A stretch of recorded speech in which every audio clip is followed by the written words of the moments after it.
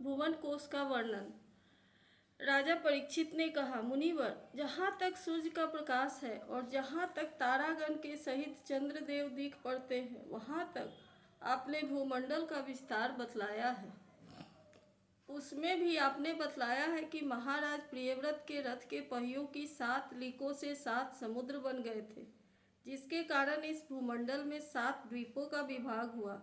अतः भगवान, अब मैं इन सबका परिमाण और लक्षणों के सहित पूरा विवरण जानना चाहता हूँ, क्योंकि जो मन और भगवान के इस गुणमय स्थूल विग्रह में लग सकता है, उसी का उनके वासुदेव संज्ञक स्वयं प्रकाश निर्गुण ब्रह्म रूप सूक्ष्मतम स्वरूप में भी लगना संभव है। अतः गुरुवर, इस विषय का विशद रूप से वर्णन करने की कृपा कीजिए। श्री सुखदेव जी बोले, महाराज, भगवान की माया के गुणों का इतना विस्तार है कि यदि कोई पुरुष देवताओं के समान आयु पा ले तो भी मन या वाणी से इसका अंत नहीं पा सकता।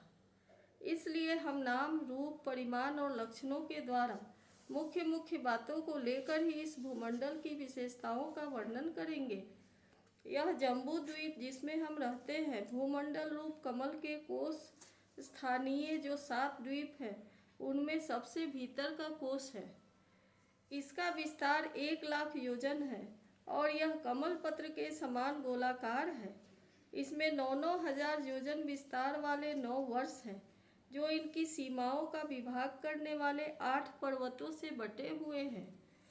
इनके बीचों बीच इलावृत नाम का 10वां वर्ष है, जिसके मध्य में कुल पर्वतों का राजा मेरु पर्वत है।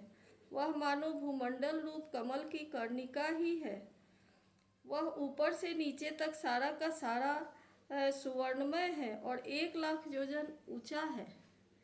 उसका विस्तार शिखर पर 32,000 और तलैटी में 16,000 योजन है तथा 16,000 योजन ही वह भूमि के भीतर घुसा हुआ है, अर्थात भूमि के बाहर उसकी ऊंचाई 84,000 योजन है। इलावृत वर्ष के उत्तर में क्रमशः नील, श्वेत और श्रृंगवान नाम के 3 पर्वत हैं, जो रम्यक, हिरण्यमय और कुरु नाम के वर्षों की सीमा बांधते हैं। वे पूर्व से पश्चिम तक खारे पानी के समुद्र तक फैले हुए हैं। उनमें से प्रत्येक की चौड़ाई 2,000 योजन है तथा लंबाई में पहले की अपेक्षा पिछला क्रमशः दशमांश से कुछ अधिक कम है। चौड़ाई और ऊंचाई तो सभी के समान है। इसी प्रकार इलावृत के दक्षिण की ओर एक के बाद एक निषद, हेमकूट और हिमालय नाम के 3 पर्वत हैं। नीलादि पर्वतों के समान ये भी पूर्व पश्चिम की ओर फैले हुए हैं और 10-10 हजार योजन ऊंचे हैं। इनसे क्रमशः हरिवर्ष, किमपुरुष और भारतवर्ष की सीमाओं का विभाग होता है। इलावृत के पूर्व और पश्चिम की ओर उत्तर में नील पर्वत और दक्षिण में निषद पर्वत तक फैले हुए गंधमादन और माल्यवान नाम के 2 पर्वत हैं। इनकी चौड़ाई 2-2 हजार योजन है और ये भद्राश्व और केतुमाल नामक 2 वर्षों की सीमा निश्चित करते हैं। इनके सिवा मंदर, मेरु मंदर, सुपार्श्व और कुमुद, ये 4-10-10 हजार योजन ऊंचे और उतने ही चौड़े पर्वत मेरु पर्वत की आधारभूता थुनियों के समान बने हुए हैं।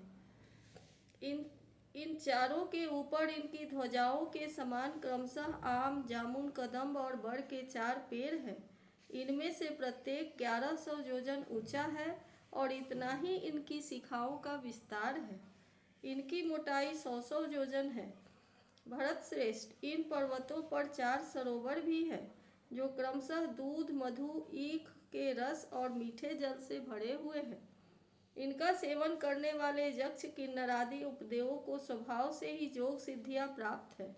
इन पर क्रमशः नंदन, चैत्ररथ, वैभ्राजक और सर्वतोभद्र नाम के 4 दिव्य उपमन भी हैं।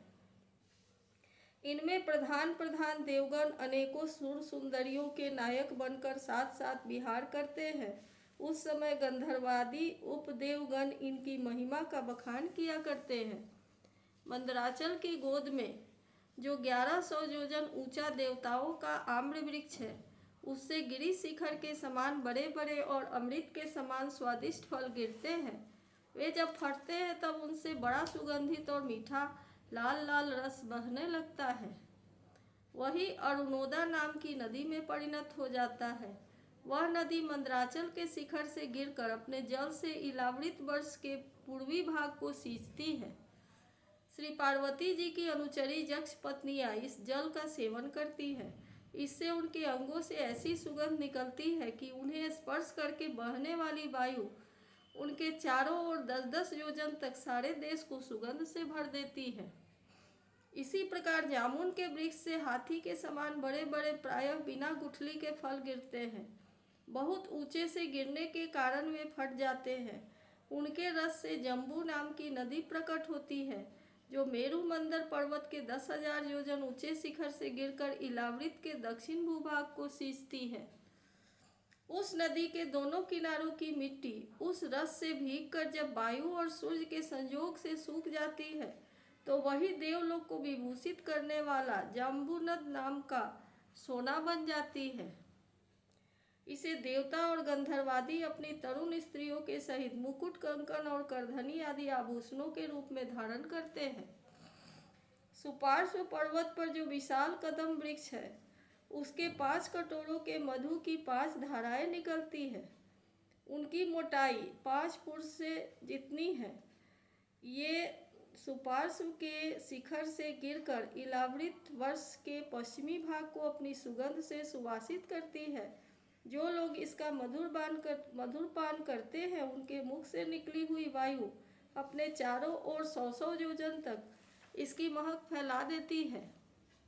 इसी प्रकार कुमुद पर्वत पर जो सतवंश नाम का वट वृक्ष है, उसकी जटाओं से नीचे की ओर बहने वाले अनेक नद निकलते हैं। वे सब इच्छा अनुसार भोग देने वाले हैं।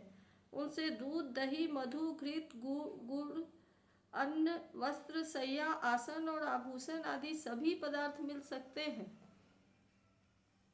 ये सब कुमुद के शिखर से गिरकर इलावृत के उत्तरी भाग को सींचते हैं। इनके दिए हुए पदार्थों का उपभोग करने से वहाँ की प्रजा में त्वचा में झुर्रियाँ पड़ जाना, बाल पक जाना, थकान होना, शरीर में पसीना आना तथा दुर्गंध निकलना, बुढ़ापा, रोग, मृत्यु, सर्दी गर्मी की पीड़ा, शरीर का कांतिहीन होना तथा अंगों का टूटना आदि कष्ट कभी नहीं सताते और उन्हें जीवन पर्यंत पूरा सुख प्राप्त होता है। राजन, कमल की कर्णिका के चारों ओर जैसे केसर होता है, उसी प्रकार मेरु के मूल देश में उसके चारों ओर कुरंग, कुरर, कुसुम, वैकंठ, त्रिकूट, शिशिर, पतंग, रुचक, निषद, श्रीनिवास, कपिल, शंख, वैदुर्य, जारुधि, हंस, ऋषभ, नाग, कालंजर और नारद आदि 20 पर्वत और है।